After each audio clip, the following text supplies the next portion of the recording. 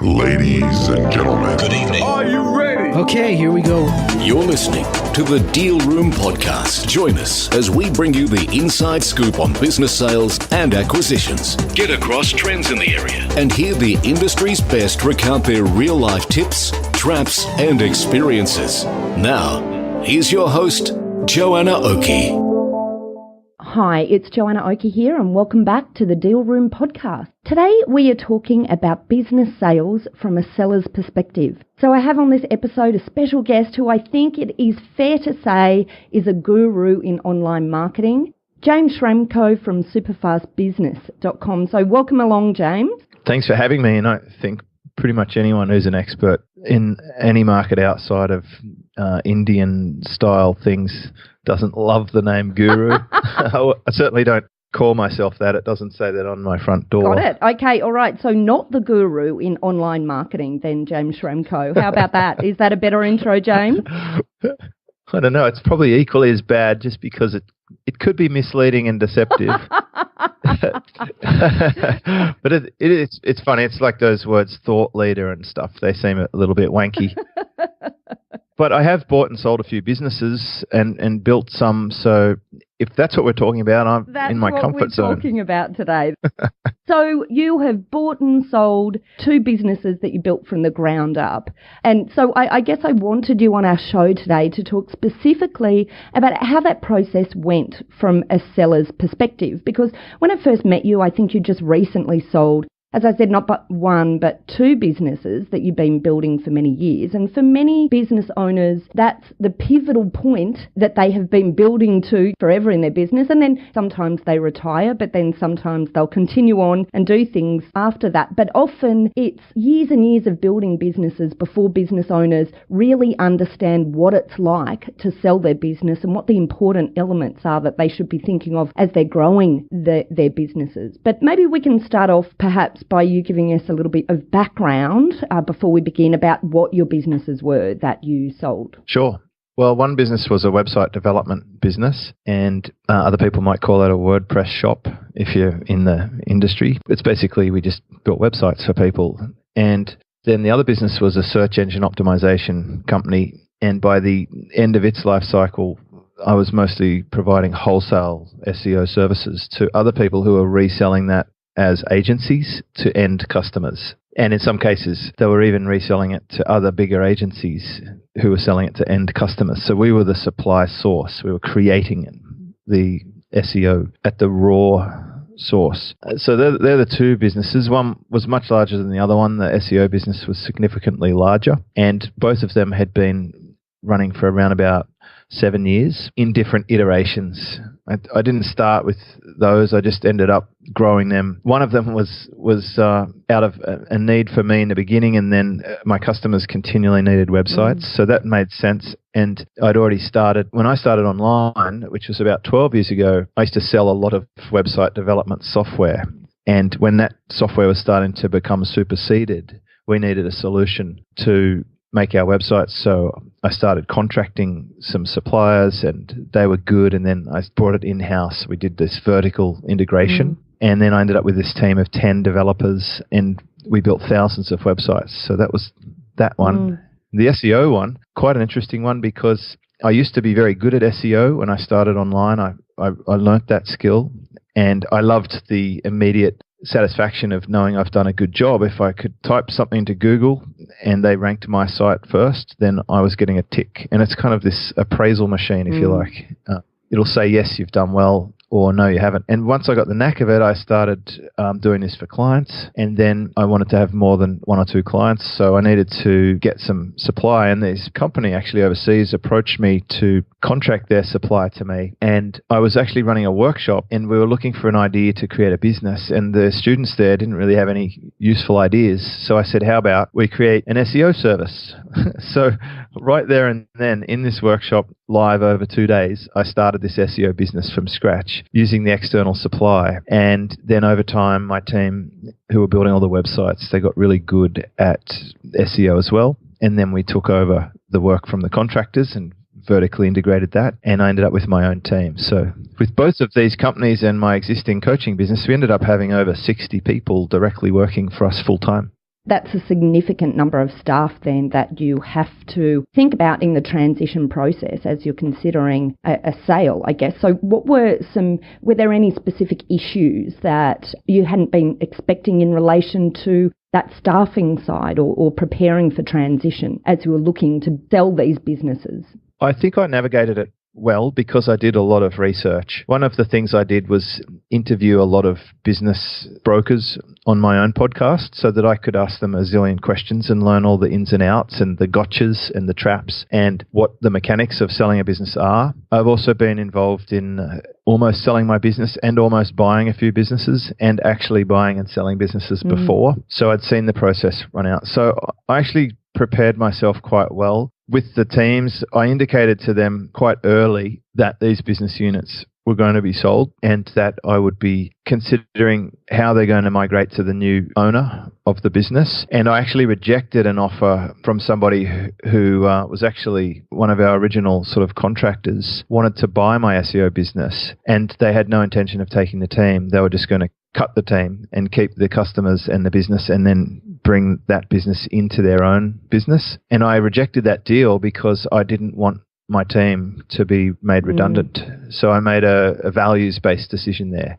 So one of my selling criteria was that the buyer would offer everyone in the business a job in the new iteration of the business, because I'd already realized that generally when someone buys the business, they're going to it's going to be more of an asset sale where they're going to take the bits they want, and it's a good opportunity for them to leave the bits they don't want. And I wanted to make sure that my team was set up properly because they'd become very important to me, and culturally I think it's a good thing to do. And so then you told your staff before you even started looking for a buyer. Is that how the order of progression went? I think the order of progression is on a macro scale. I've before I even left my job 9 years ago, I knew that I wanted to create an asset. I needed to build my own business, and I wanted the business to be beyond just a job-like function, which is what a lot of people tend to do.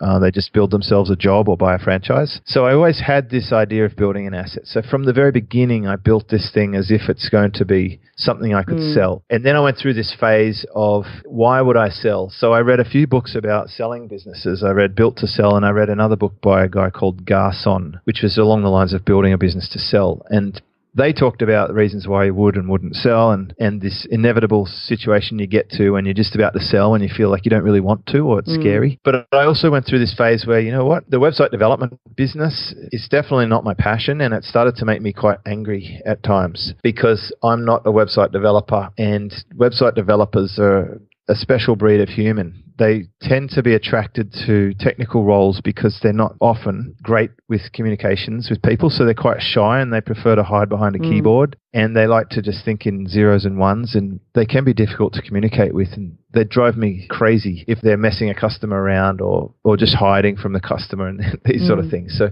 I wanted to sell it. I just basically came up with this feeling that the business was not worth having because it didn't make me happy. Even though it was making me good profit, my life wasn't better off because of this business. I'd be better off without it. So at that point, yes, I communicated to the team that at some point we're going to package this thing up and we'll find an appropriate buyer. And I'm looking for a buyer who's going to take them on, and that it would be a good opportunity for them because whoever takes on this business is definitely going to be more passionate about the business than I am, and that they should celebrate this, because the other option is that I just wind it down if I can't find a buyer, and that's not really winning for me. Definitely not good for my pride. It's not good for my bank balance, and it's not good for my team. It took us a little while, but not too long, to field some buyers and to find the right buyer. And we were able to migrate the whole team across. And, you know, even now, a year and a half later, most of them, the significantly good ones, are all still there. And a couple haven't made it past that point. But also, you know, when we handed over the team, I also handed over my notes as to, you know, who's who and who should be kept at all costs and who maybe should be checking on their performance because they're marginal. And so I sort of gave my performance notes across. So here's the team, but this is what you want to watch out for. It's really interesting hearing your approach to this, because the clients that we deal with appear to be in one of two camps, either your camp or the other camp, which is this veil of secrecy around the whole sale process and the prospect that there will be a sale, which of course can create issues, I think, often for buyers who are coming in when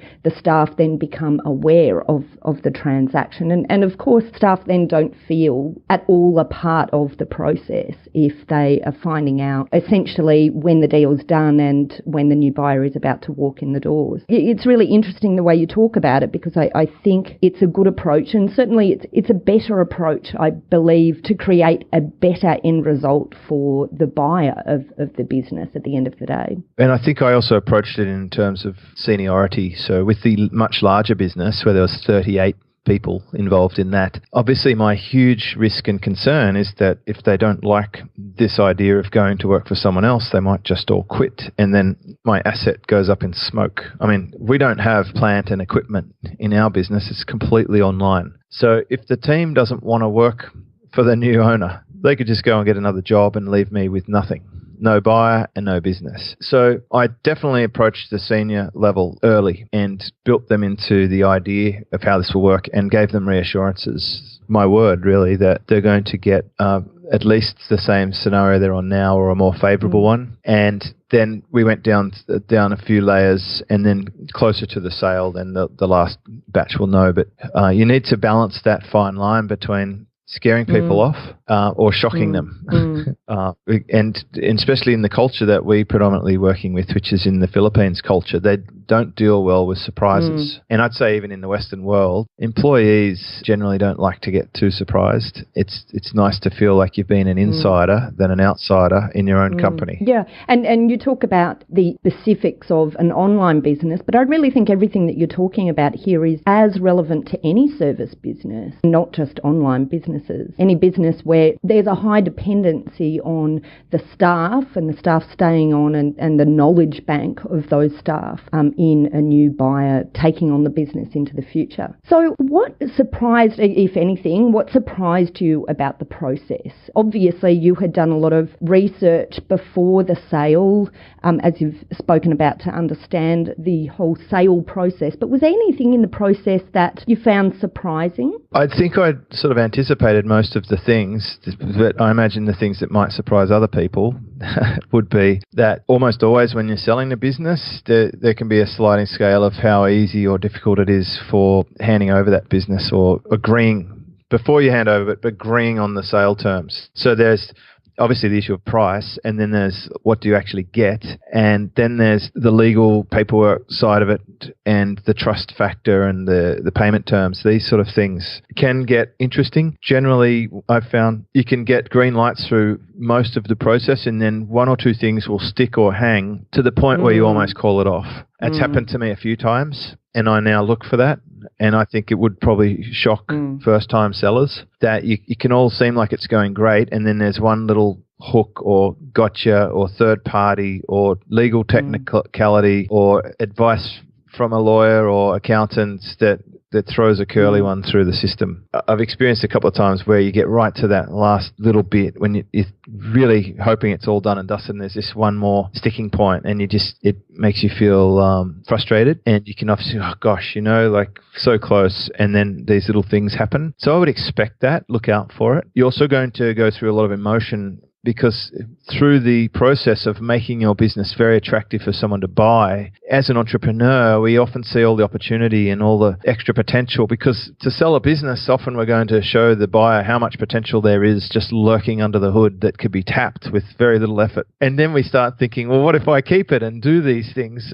Am I insane? Would I buy this business? And sometimes we'd say, yeah, I'd actually buy this business. Why am I selling it? And we get right to that sort of psychological battle of having to let go. So I looked for other reasons why I'm selling to really reinforce that, which are also great ways to help your team feel good about it too. So for me, a significant one was the split focus that I had between multiple business divisions. And I know that whoever was buying a business, if they just focused on that, could do a better job with it than what I was doing, spending a fraction of my time on the business. Then I look at other things like, if I keep the business and things don't change or the market changes unfavorably, I could significantly reduce my asset here. So it's time to get out for that. But I would just say the biggest surprise people could expect is for things not to run smoothly throughout the process. You pick up on a number of things that I have seen time and time again. The whole area of business sale is actually quite an emotional process for many people. In fact, most buyers and sellers, because there's this wave of commitment and non-commitment sometimes by the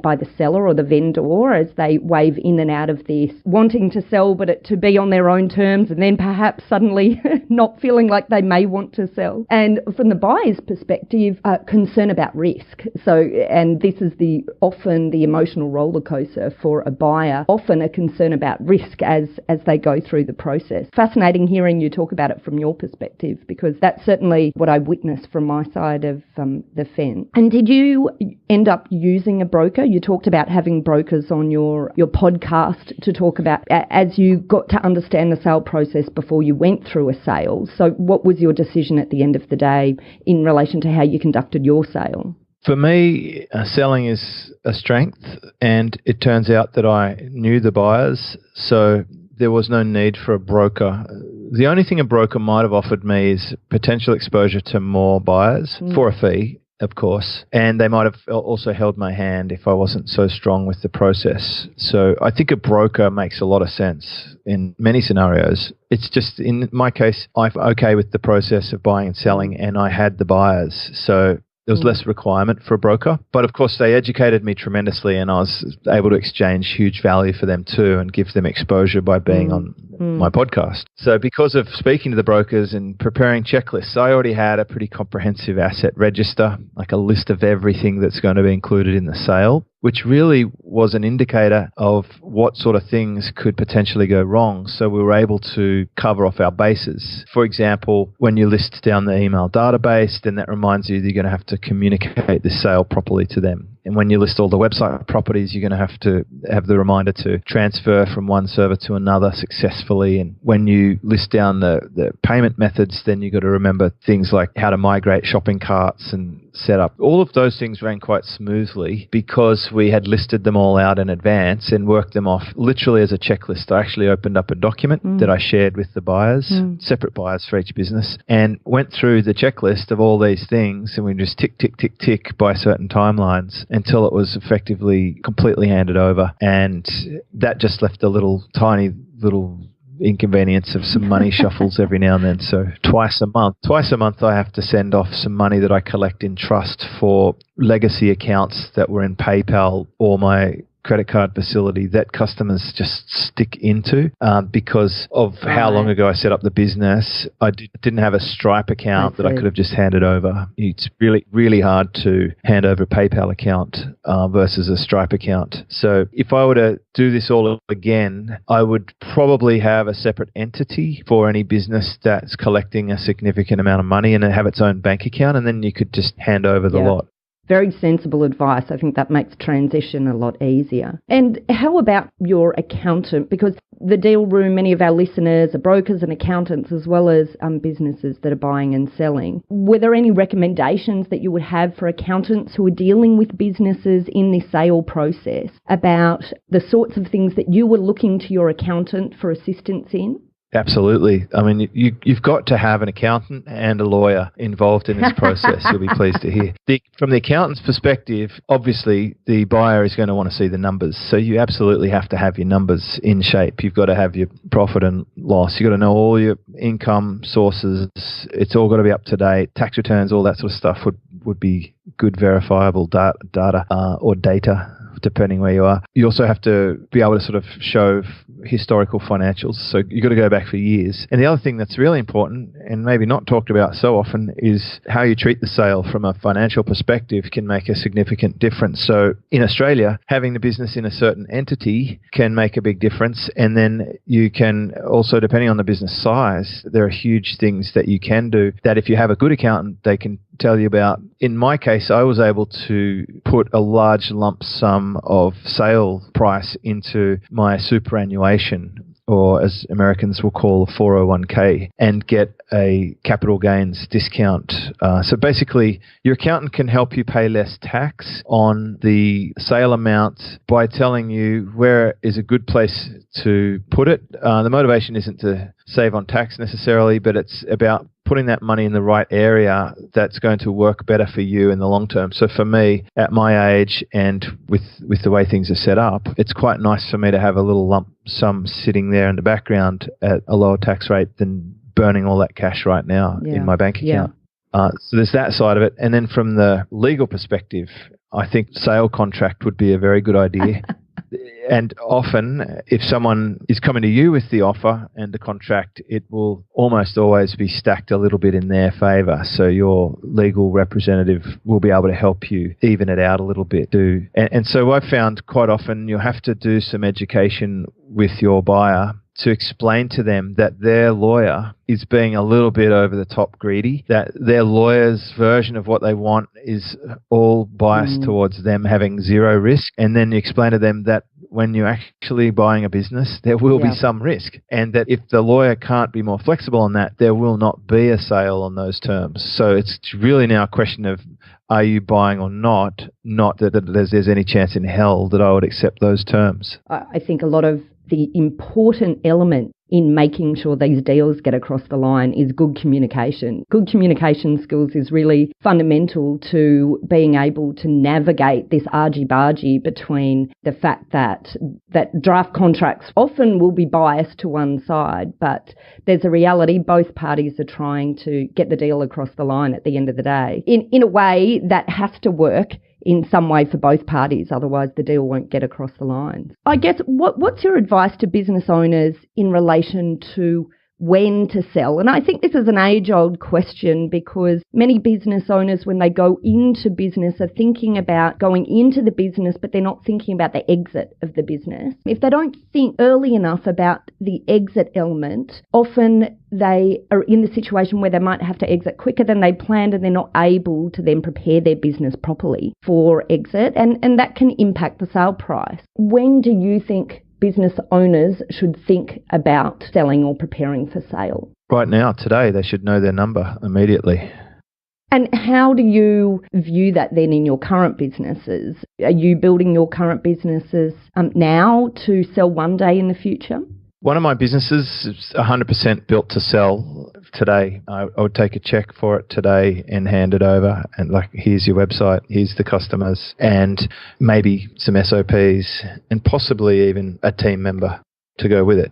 That's potentially a scenario. So I've built that one to sell. There's zero personal input from me on that on that project. My other businesses are definitely more tied to me. However, if someone cut me a check for the right amount, they could have the lot, and I would put in a plan to migrate it out of being so personally dependent on me. And I nearly sold one of them before, and I also tested a different way of doing business for the other one, and it was a success. So I actually feel that if I had a long enough lead time, which I think would probably be around 2 years to 3 years, I could migrate myself completely out of the business. But I would definitely take a check for it now and then pay it off, do the work for 2 to 3 years if the check was enough.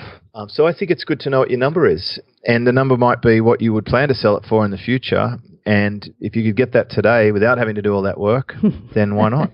Well, that's a really good point, isn't it? Why not? That's it. It's just a number. It's like if I said to you, I'd like to buy your house, you'd probably say, well, no thanks. You're all set up, your kids are there, it's comfortable, it's convenient, you've got your own plants in the garden and all that, you decorated. And then I might say, well, what if I cut you a check for $10 million?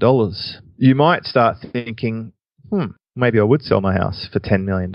And now, without knowing exactly where you live, and I'm presuming you probably don't live in a $10 million house, but I might be wrong. If it's like double the value of what it would be worth to anyone else, you might think, well, gosh, that's enough for me to build my dream home from scratch in a bigger property right next door or whatever. You might think, okay, well, I'll roll with that. So it really does come down to a number with the business. And then it's just a matter of how much has to be changed for it to work for someone else.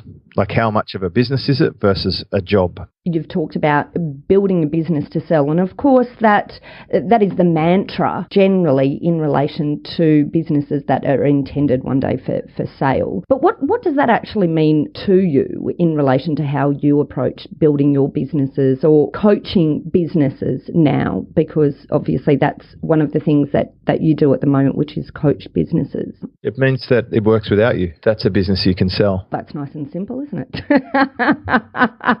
Yeah. If it doesn't work without you, it's a bit more job-like, and you definitely have to allow a commercial salary for whatever it is that you do in the business. But if you're a consultant with a team of one and you want to sell that, then the entire income is tied to your input, which means your commercial salary is pretty much the profit of the business. So you'll have a very low multiple, maybe of 1 or less, and it will be a hard sell to find a buyer who wants that job. That's almost what franchises are. Yeah. And so what are you doing differently now, if anything, in your current businesses in light of anything that you discovered as part of the sale process of your previous 2 businesses? Mostly around just handling money, but most other things I think we covered well. Like you would have in your website terms and agreements that the database could be transferred to a buyer if the business was sold. These sort of things that might be gotchas for other people. So anything that collects money, I think it's got to have its own account. That would be ideal. And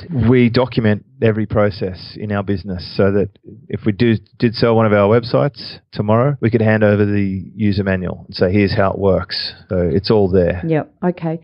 And then I guess just to round it up then, do you have any general advice that you'll give to businesses that are looking to sell in the future in relation to the sale process as a whole, or in particular increasing their sale value for that final day of the sale? Yes, I would say think about, after you've thought about your number, think about who this business is going to be perfect for and start building it for them in advance before you even tell them. It's like Apple making an iPod before people knew they needed an iPod. A great buyer for your business would be the person who should have built what you built for them. It's perfect for them. And they just look at it and think, oh, we need that. Like Facebook buying WhatsApp or Instagram. They're saying, oh, we should have done that. Let's buy this business. So build your business with the perfect buyer in mind. And that's, if I retrospectively look at the businesses I sold my businesses to people who really needed what I had, but wanted to shortcut the path to getting it. Instead of waiting several years and going around it the hard way, they could just acquire it instantly for some money. Thank you so much for your time today, James. Just a quick recap. In this episode, we talked about business sales from a seller's perspective. James Schramko from superfastbusiness.com walked us through many of the elements that were relevant to him as he built and sold his businesses. And many of the elements that he talked about, I think, are really important for our business listeners to bear in mind about building your business with the sale in mind at the end of the day, bringing your team along with you, building checklists of the steps to transition the business once you've got the buyer in place, being aware of surprises in the process and that surprises will occur along the way, and that you have to ensure that you're aware of that so you don't allow that to derail you in the process. Knowing your number that you're aiming for and essentially building your business with the perfect buyer in mind. So thanks, James, so much for coming along. I think it's been a really useful discussion today. Where can people find out more about your businesses? Well, superfastbusiness.com is a great place to start because that's where I publish lots of information. There's several podcasts on this topic that can be found in the list of all the podcast episodes or the search tool. You might also find your good self there. Well, I think we did a series about this because it's so important. Yeah, that's part of my education process, was getting information from the very best.